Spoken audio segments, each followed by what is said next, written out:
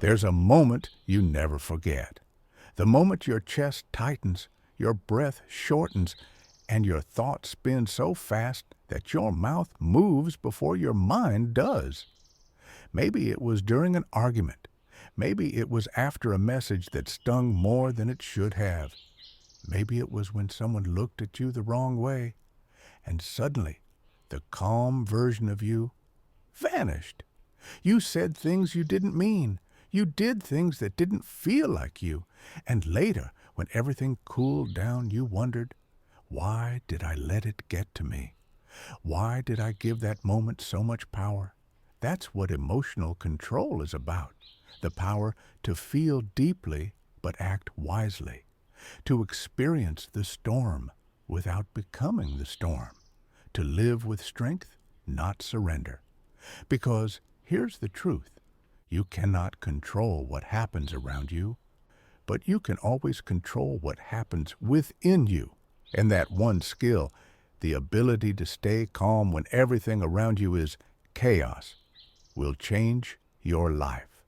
This audiobook is called How to Control Your Emotions, The Power of Not Reacting. It's not about suppressing what you feel. It's about leading your emotions instead of letting them lead you. It's about finding that moment, that small space between stimulus and response, and claiming it as your kingdom, because in that space, you decide who you are, not your past, not your triggers, not your anger, you. Over the next 10 chapters, you're going to learn how to face emotional triggers without being owned by them. Stay calm when disrespected or misunderstood. Stop overreacting to temporary feelings. Turn awareness into discipline and discipline into peace.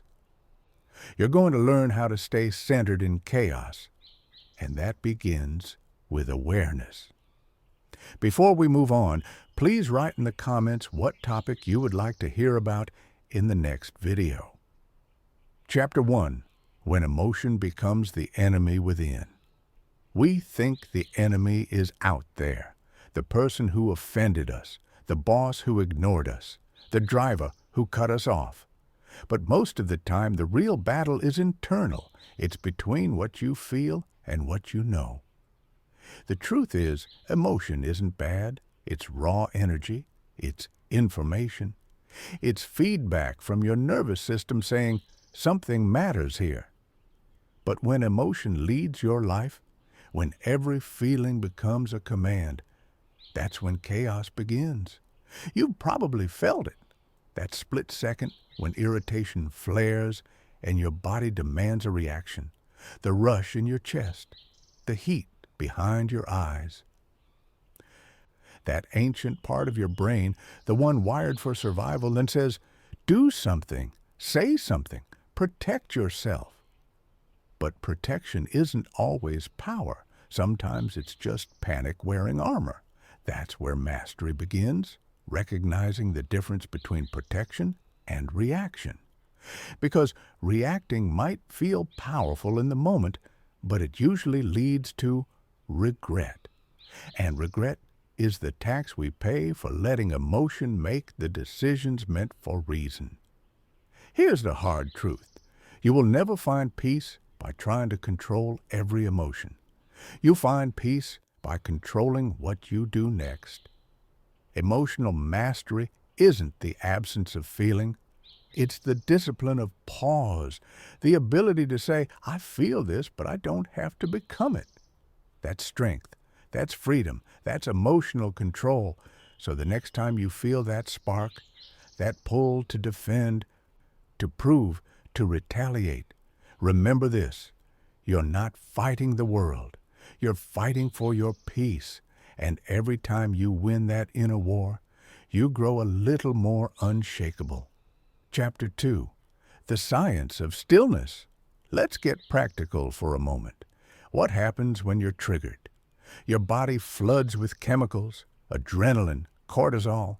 Your fight or flight system kicks in. Your breathing changes. Your heart rate spikes. Your muscles tense. Your body is preparing for danger. even when the danger is just a comment online or a tone of voice you didn't like. This is where emotional control begins, not in your mind, but in your body awareness, because your body reacts before your mind does. And if you don't recognize that physiological shift, emotion will take the wheel before you even realize you've left the driver's seat. So pause. Notice. Name what you feel before it names you. You can literally say to yourself, I feel anger rising. I feel disrespected. I feel unheard. By naming the emotion, you separate from it. You remind yourself, I'm the observer, not the chaos. That's the foundation of emotional strength, awareness before reaction. When you learn to breathe before you respond, you reclaim time, the rarest form of power. You're no longer rushed by emotion. You're led by intention. That's the difference between reaction and response. Reaction is emotion without awareness. Response is awareness in motion. Chapter 3. The cost of reaction.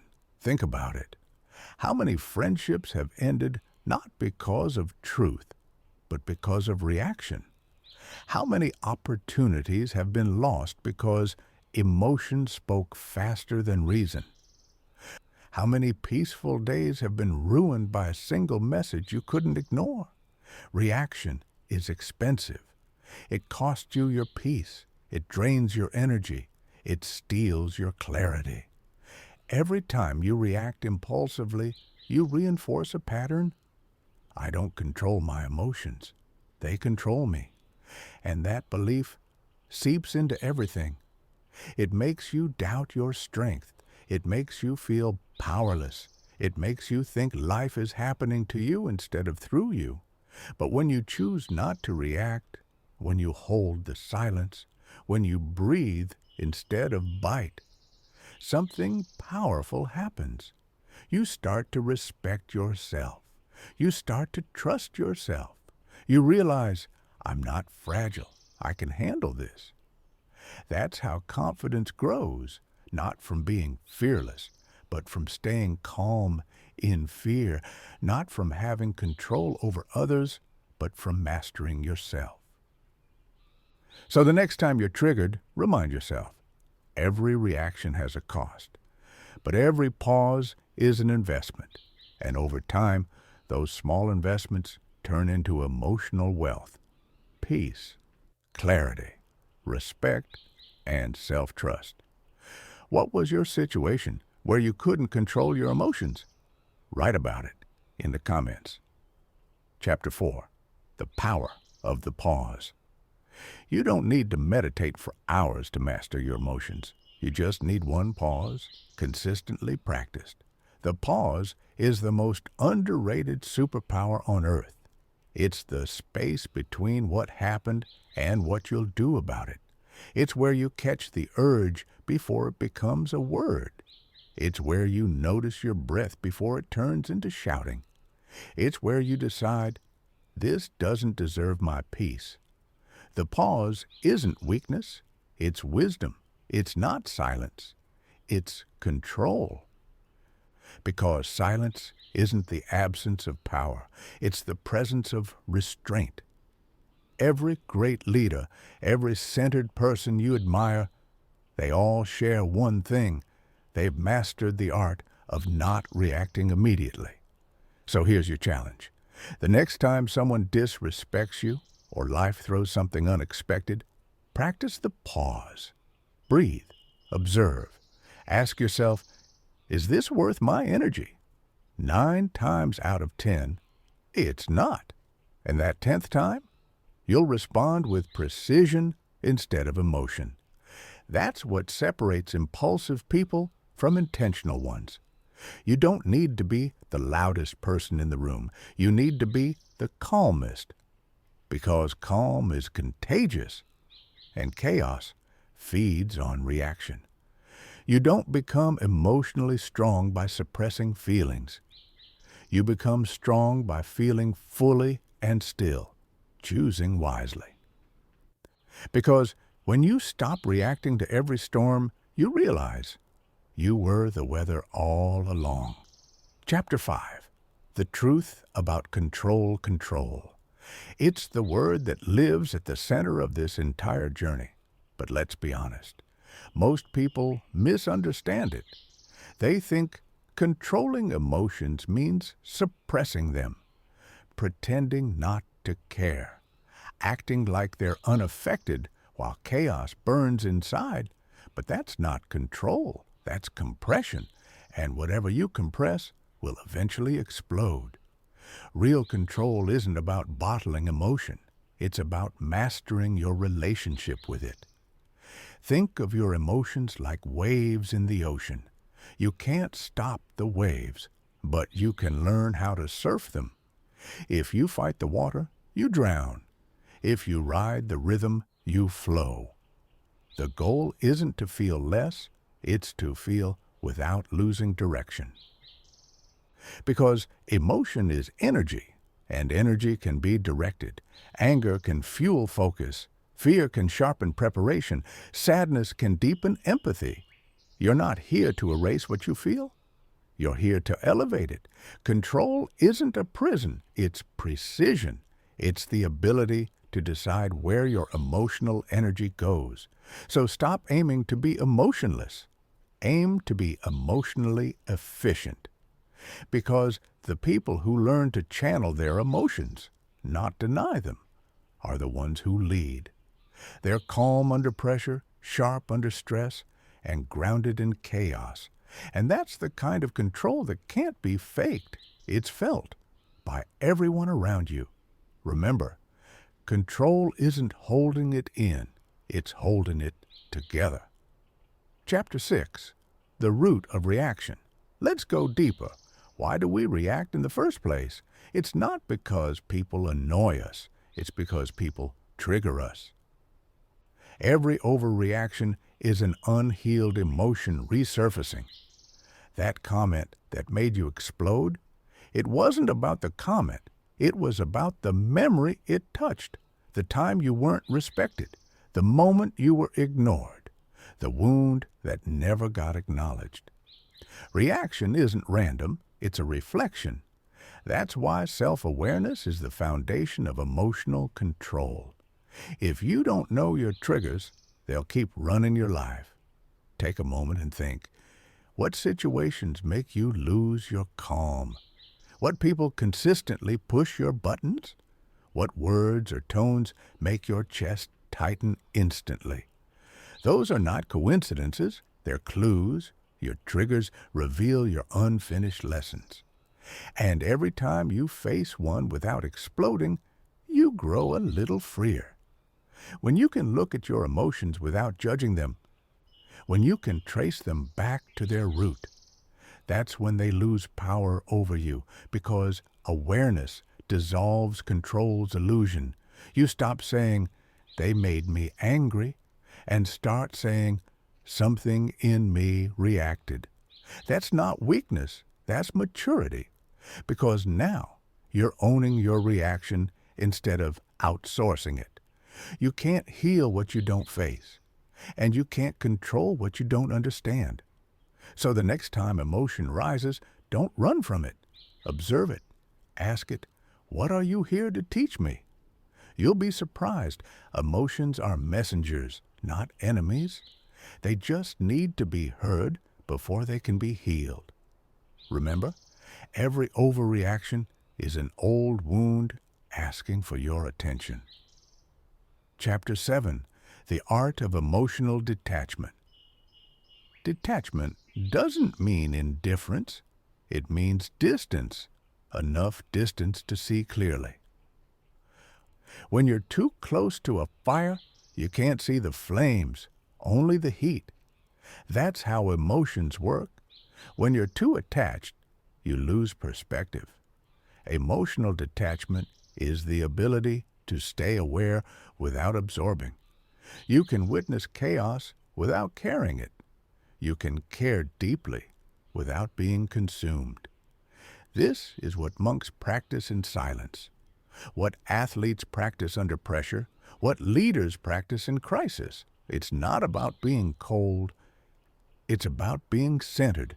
Detachment gives you the power to respond instead of react. It allows you to see the situation for what it is, not what your fears project. When someone yells at you, their words are about them, not you. When life throws chaos your way, it's testing your composure, not your worth. You can't always control the external, but you can always control your engagement with it. So when emotion tries to pull you in, remember this. Step back, breathe, observe. Your calm doesn't mean you don't care. It means you've evolved. People who can't control themselves will call your calmness cold. They'll mistake your silence for surrender. But silence is not submission, it's strategy. Because sometimes the strongest response is no reaction at all. Remember, detachment is not distance from life, it's distance from chaos. Chapter 8, Reframing the Storm. Imagine this. You're in the middle of a heated moment. Your pulse quickens, words are forming faster than thoughts. And then, pause. You remind yourself, this is not happening to me. It's happening for me. That's the reframe that changes everything. Because emotion isn't your enemy. It's your teacher. Every reaction you resist becomes a rep of emotional strength.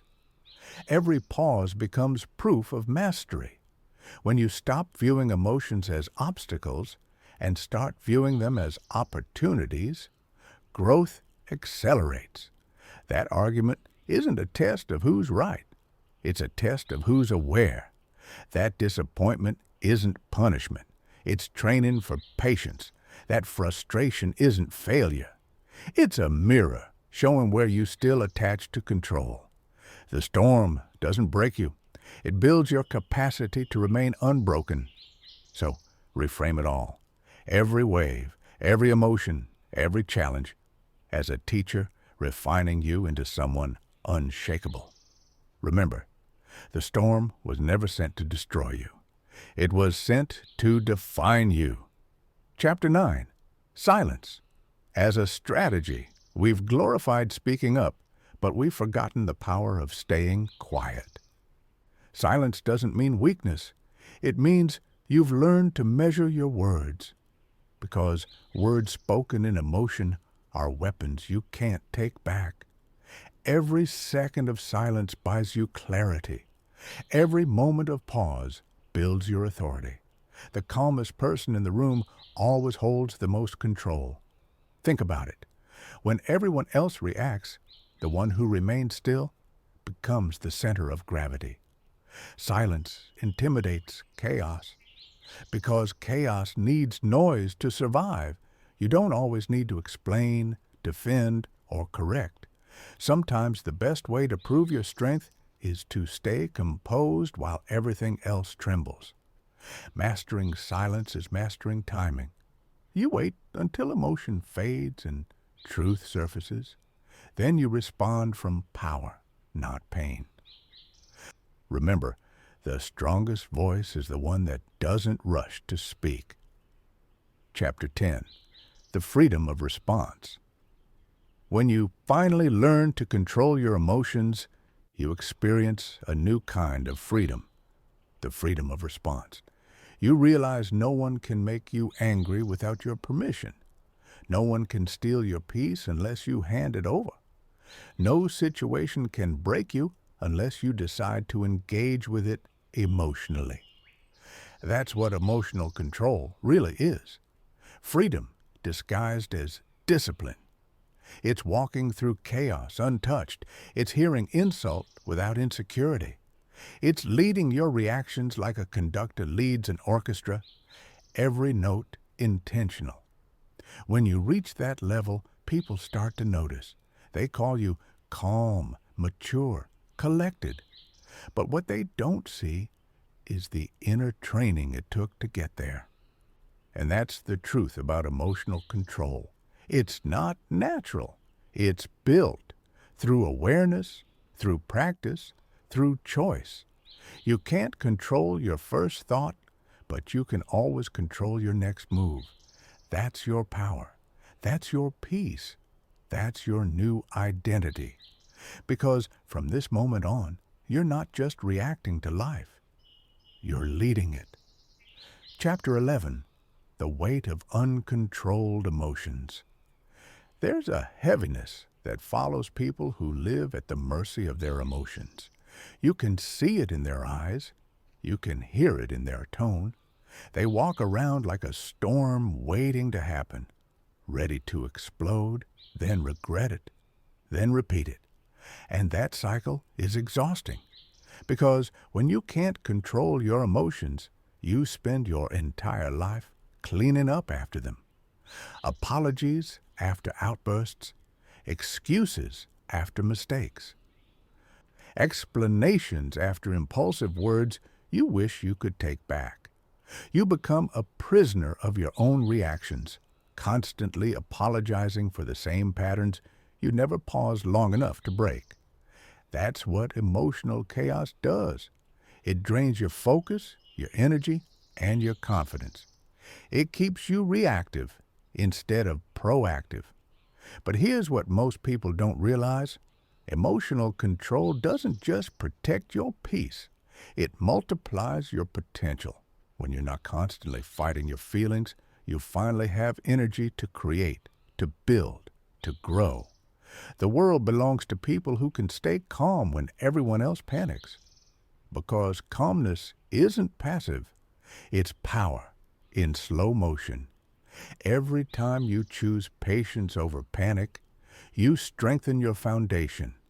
Every time you stay composed when others crumble, you build quiet confidence. And that kind of strength doesn't shout. It radiates. It doesn't need to prove itself because it's already centered. That's why emotional control isn't a soft skill. It's a success skill.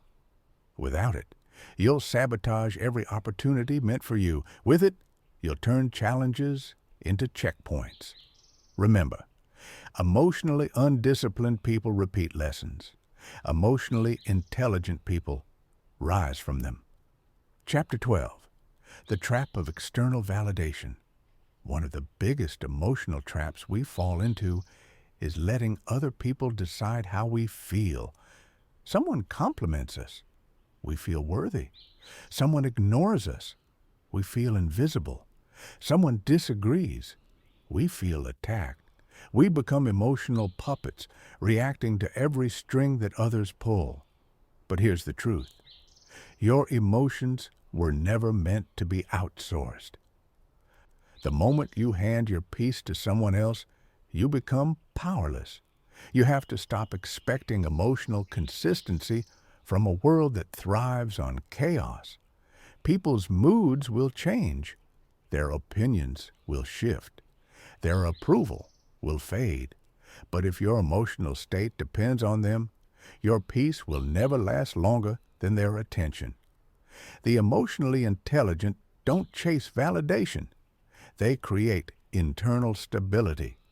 They know that being misunderstood doesn't mean being wrong. That rejection doesn't mean unworthiness. That silence from others doesn't mean absence of value. So stop letting others dictate your emotional weather. You are not a leaf blown by their winds.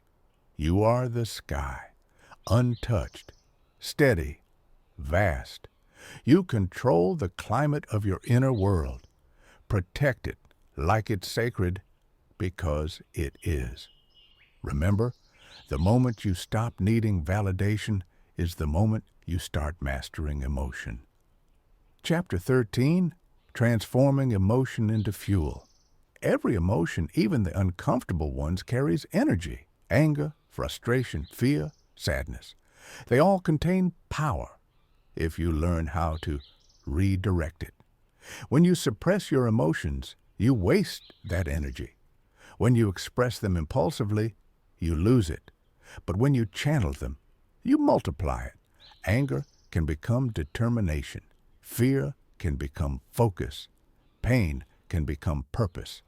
That's the secret of transformation. Emotion itself isn't good or bad, it's neutral. You give it meaning based on where you direct it. Think about the most successful, impactful people you know. They didn't get there because they never felt. They got there because they used what they felt. They turned heartbreak into art, doubt into drive, fear into fire. Every emotion that once tried to break them became a building block. So don't wish your emotions away. Study them. Ask them what they want to become, because emotion, when mastered, becomes motivation. And that's when you stop being reactive and start being revolutionary. Remember, emotion is energy. Control the direction, and you control your destiny. Chapter 14. The Danger of Emotional Overthinking. One of the most common traps of emotional chaos is the loop, the endless replay of what-ifs and why-did-Is. You know it, the spiral of overthinking. You relive the moment.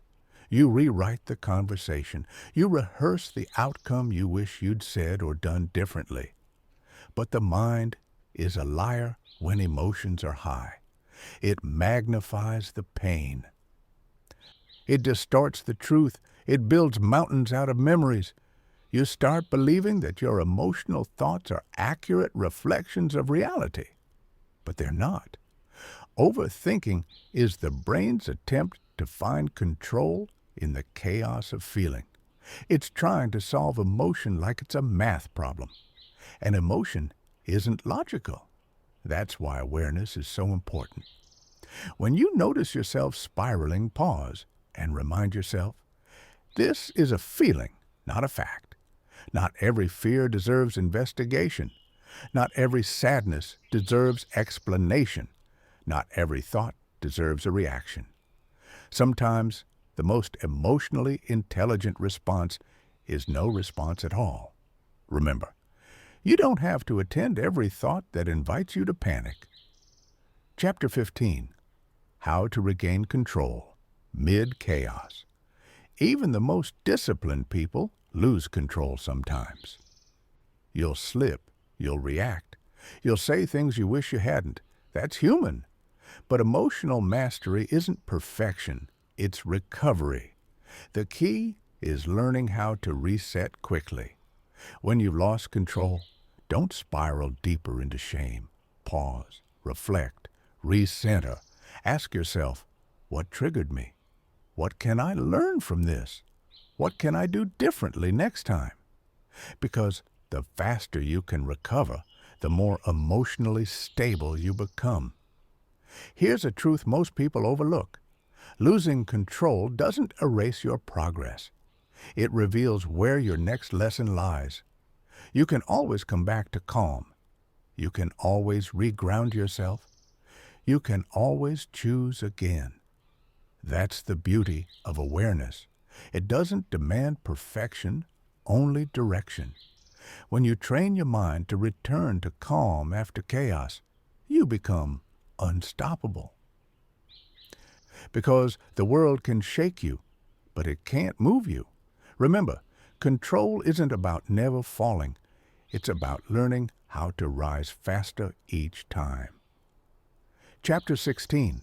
Emotional Control in Relationships.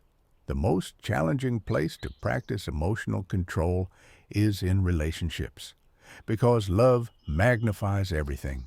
You care deeply, so every word matters. Every silence hurts. Every misunderstanding feels personal. But the truth is, most conflicts in relationships aren't about what happened. They're about how people reacted. When emotion leads, communication collapses. When control leads, understanding begins. Next time you feel triggered by someone you love, pause before you defend. Listen before you explain. Ask before you assume. Because sometimes what you think is disrespect is just miscommunication. What you feel as rejection might just be exhaustion. And what you interpret as indifference could simply be difference. Emotional control allows love to breathe. It creates space for patience, for grace, for empathy. You don't have to win every argument to win the relationship. You just have to protect the connection. And that's what calm communication does. It replaces conflict with clarity. Remember, in relationships, control your reaction, not your partner. When you master your emotions, you master connection, clarity, and calm. You become the eye of every storm, the steady center in a spinning world. And the deeper you go, the more you'll realize emotional control isn't about perfection. It's about peace. But peace doesn't just happen. It's practiced. And that's exactly what we'll uncover next. Chapter 17, The Practice of Emotional Peace. Peace is not something you stumble upon. It's something you build moment by moment, breath by breath, choice by choice. Most people wait for peace as if it's a reward life hands you after the chaos stops. But real peace doesn't wait for calm. It creates it. You see, peace isn't the absence of emotion. It's the mastery of it. It's the ability to sit with discomfort and not let it destroy your balance. Peace begins in awareness. When you can name your emotions, you neutralize them. When you can observe your feelings without judgment, you detach from their control. Here's the practice. Each morning, before you face the world, take a moment of stillness. Ask yourself 3 questions. What am I feeling? Why am I feeling this? Do I want to stay here? This simple reflection grounds you. It turns reaction into reflection. It trains your mind to slow down and your emotions to listen. Because emotions are loud, but awareness whispers.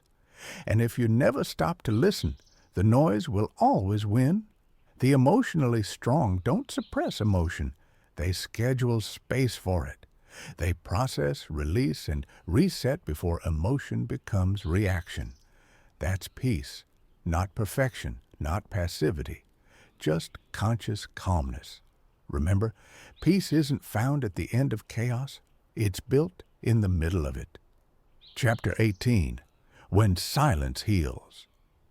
There's a kind of strength in silence that no argument can defeat. The kind of silence that isn't avoidance, but awareness. It's the silence that says, I refuse to let anger lead this conversation. Silence gives you perspective. It lets emotions cool. It lets truth rise. The immature mind thinks silence means losing, but the wise know silence is strategy, because emotion wants you to react now. But wisdom waits until the heart and mind are aligned. Here's what people forget. You can't solve emotional chaos with emotional noise. Sometimes you have to let stillness do the talking. Silence doesn't mean nothing is happening. It means healing is happening quietly. When you stay silent, you're not giving up. You're rising above. Because maturity isn't about having the last word. It's about knowing when words won't work. Silence can end battles that rage endlessly. It can shift energy without confrontation. It can restore peace faster than explanation ever could. So the next time someone tries to provoke a reaction, try silence.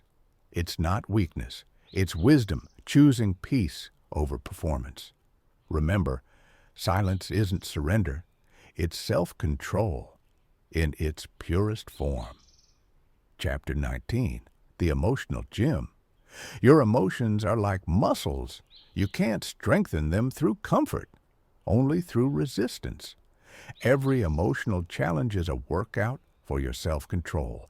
Every insult, every trigger, every moment that tests your calm is training. You're either reacting or you're rehearsing resilience.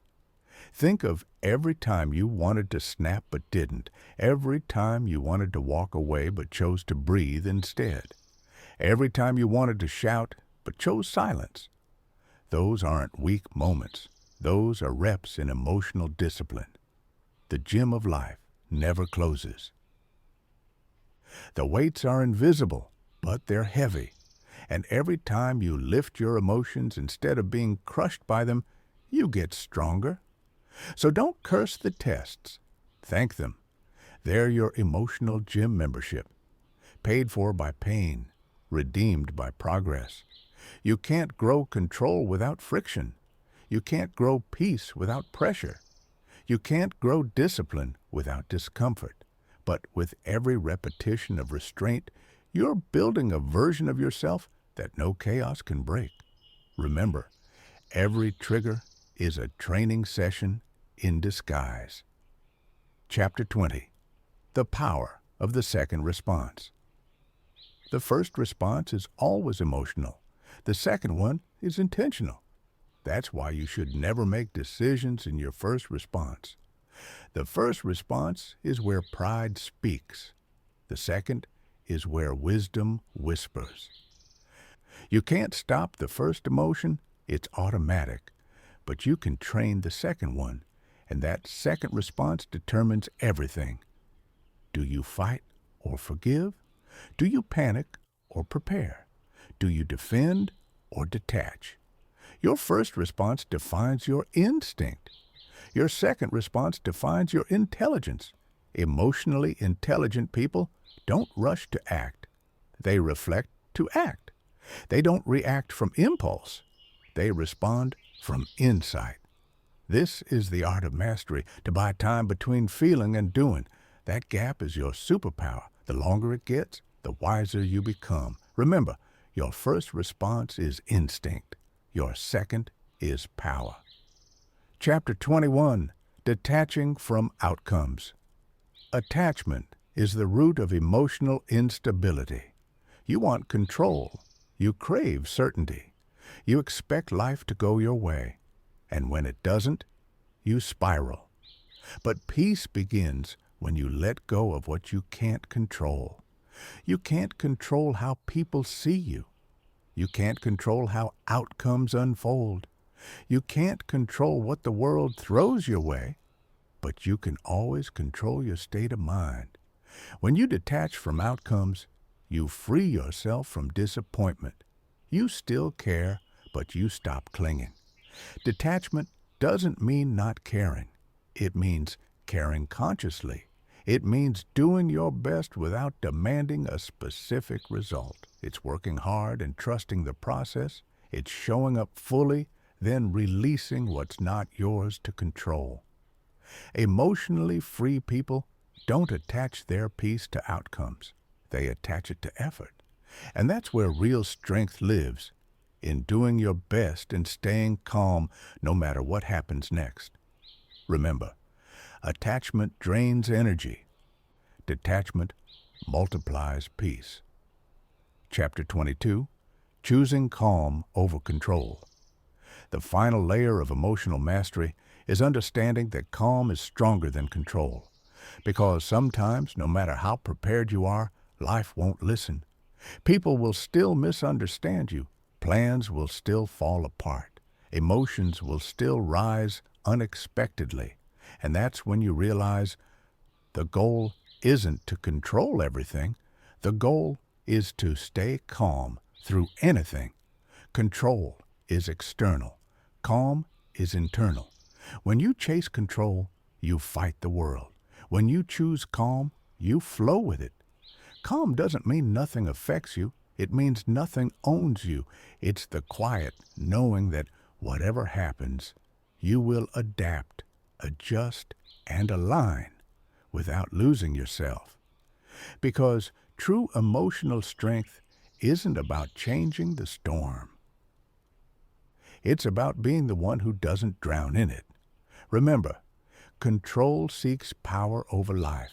Calm is power within life. You're beginning to see now, emotional control isn't about restriction, it's about liberation. When you master your emotions, you don't just change how you react, you change how you live.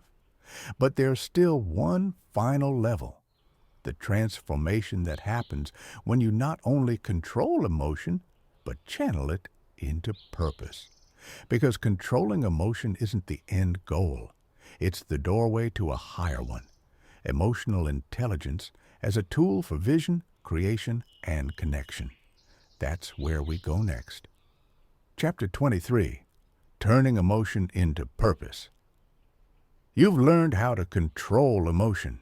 You've learned how to stay calm. But now comes the most powerful transformation of all, turning emotion into fuel. Because emotion, when guided, becomes direction. When mastered, it becomes momentum. When purified, it becomes purpose. Think about it.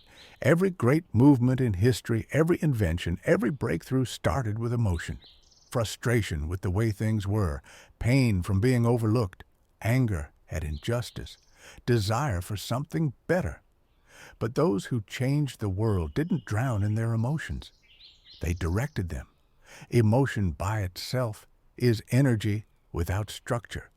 But once you give it meaning, it becomes unstoppable. So when you feel strong emotion, don't rush to suppress it. Ask it, what do you want from me? Where are you trying to lead me? That heartbreak might be pushing you toward healing others. That anger might be calling you to create change.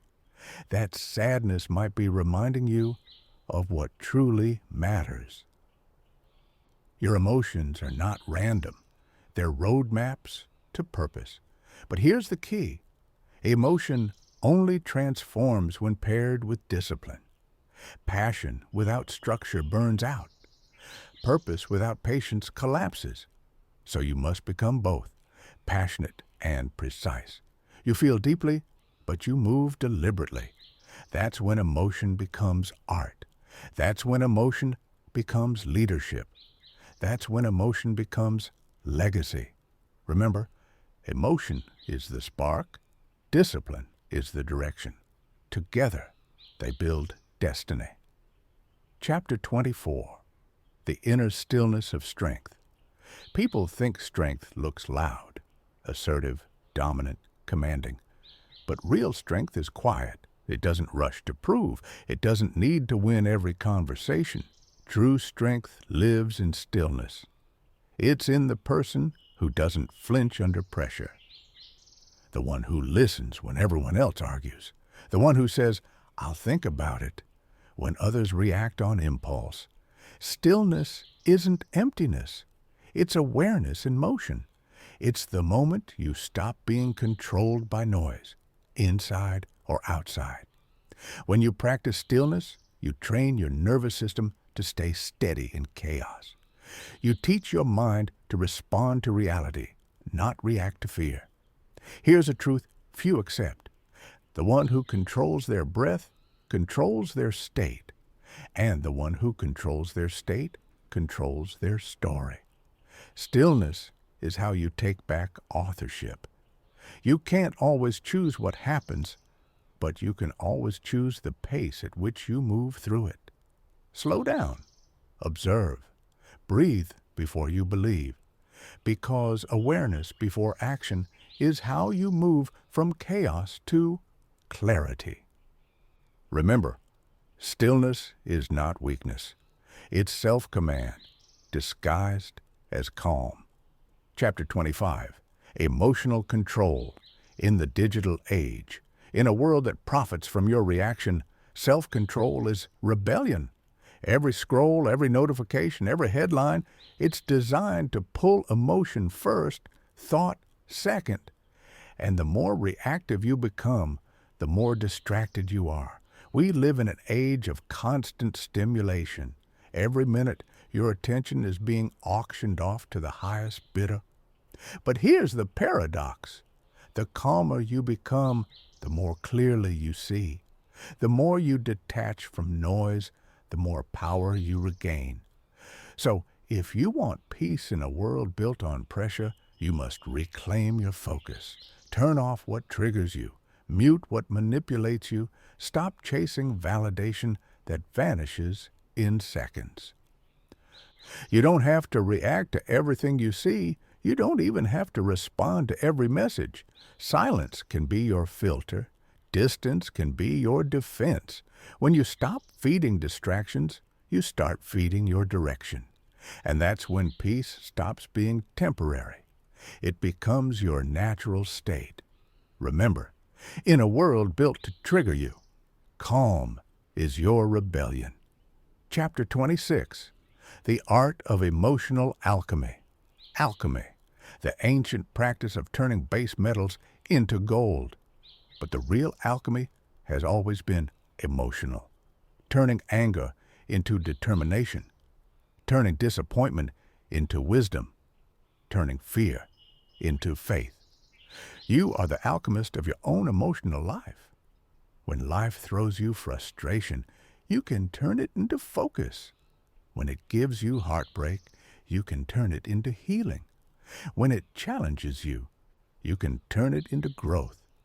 That's the art of emotional transmutation, using everything, losing nothing.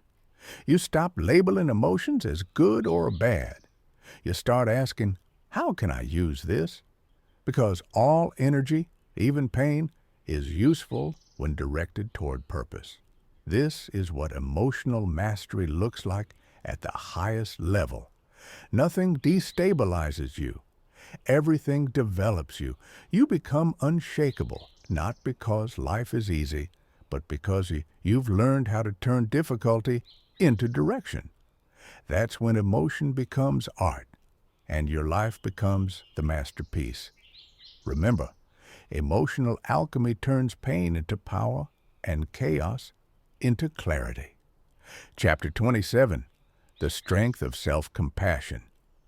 You can't control emotions you hate, only emotions you accept. Too many people try to fight their feelings like enemies. They call their sadness weakness, their anger shameful, their fear irrational. But resistance fuels what it fears. Self-compassion is the bridge to self-control. When you treat your emotions like children, not threats, they soften. When you say, it's okay to feel this way instead of, I shouldn't feel this way, you stop the inner war. You can't lead what you reject. You can only lead what you understand. The more compassion you have for your emotions, the more control you gain over them. Because compassion doesn't mean indulgence. It means intelligence. It means understanding that emotions are feedback, not flaws. So instead of suppressing what you feel, sit with it. Hold space for it. Let it teach you, then let it go. Emotional maturity is loving yourself enough to guide your emotions through grace, not guilt. Remember, you can't master emotions you hate, only emotions you honor. The one who masters emotion doesn't conquer others. They conquer themselves. Epilogue, the invitation to grow. If this audiobook moved you, pause for a second. Think about one line that stayed with you. One idea that made you breathe differently. Now, make a promise to yourself that you'll practice it today, not tomorrow, not next week, today. Because understanding means nothing without execution. If something here awakened you, honor it by acting on it. Hit like, not for me, but as a contract with yourself that you're choosing growth. Comment which lesson you'll live by starting now. That's how you declare accountability. And subscribe, because this journey doesn't end here. It's a lifelong process of mastering the self. Share this audiobook with someone who's fighting emotional storms silently, because you never know. Your act of sharing could be the moment someone else finds peace. And remember, emotional control isn't about becoming cold. It's about becoming clear. It's not about avoiding feeling. It's about directing feeling. You don't rise by suppressing emotion. You rise by understanding it. So as you step back into your world, let your calm lead your chaos. Let your peace be your presence. And let your control be your quiet revolution. Because in the end, the greatest power you'll ever hold is the power to stay calm when the world demands you react. End of audiobook.